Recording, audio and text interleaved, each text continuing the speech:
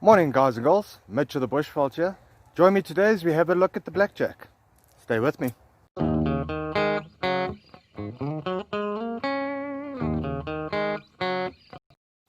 Okay guys, so here you can see the leaves of the blackjack. It's got some rather jagged edges.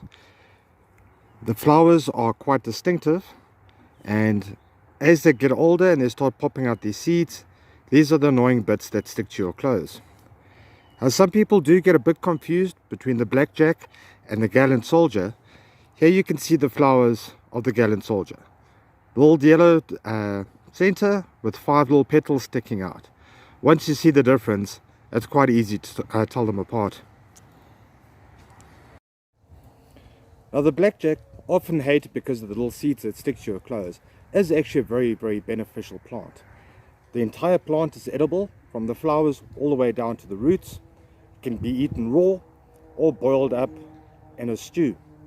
You can also make a fantastic tea, which is not only very healthy for you, but quite tasty as well. Medicinally, not only is the plant anti-inflammatory, it's also a very good antioxidant. It helps to regulate people's blood sugars and also helps with cholesterol. For first aid, it can be used as a mouthwash if you've got sores in your mouth. The sap from the leaves can be put in the ears for earache. It also helps to speed up clotting quite substantially if you've got a fresh cut. You make a spit poultice, put it on the cut, it'll help stop that bleeding nice and quick. Internally, it's often used as a deworming agent, either for humans or animals. It's also a very good antibiotic.